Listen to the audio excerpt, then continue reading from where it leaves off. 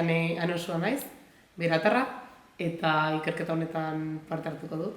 Hemengo izanik pixko bat zonalde ezagutzen dutelako, zeintzu diren mendoden pertsona migranteak.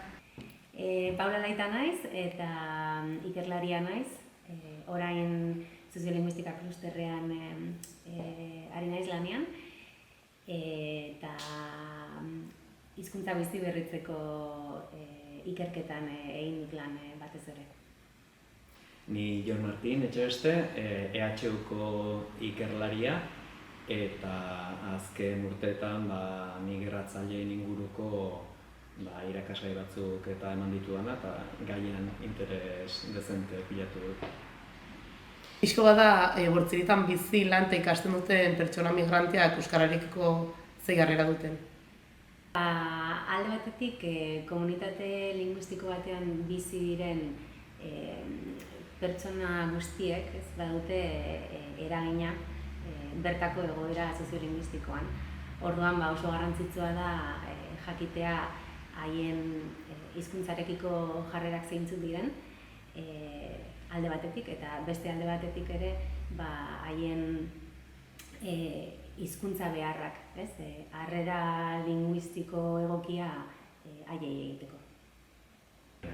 Nagusiki, igurtzian ditugun bi hizkuntzak oso handiak direlako, baina migratzaileek ere beraien hizkuntzekin migratzen dute eta askotan ez dira hizkuntza handiak eta haiek ere beraien hizkuntzaren arabera eta euskal kulturan eta euskal hizkuntzan txertatzeko predisposizio gehiago edo gutxiago izan dezakete.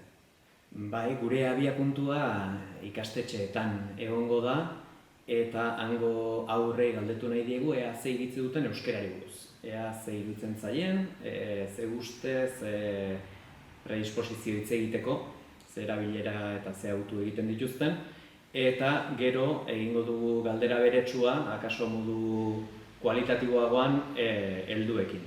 Eta ikusiko dugu, bat datozen aurren eta helduen iritziak, eta beste aldagairik, demagun generoa edo hitz egiten duten ama hizkuntza, badagoen alderik euskararekiko beraien jarreretan.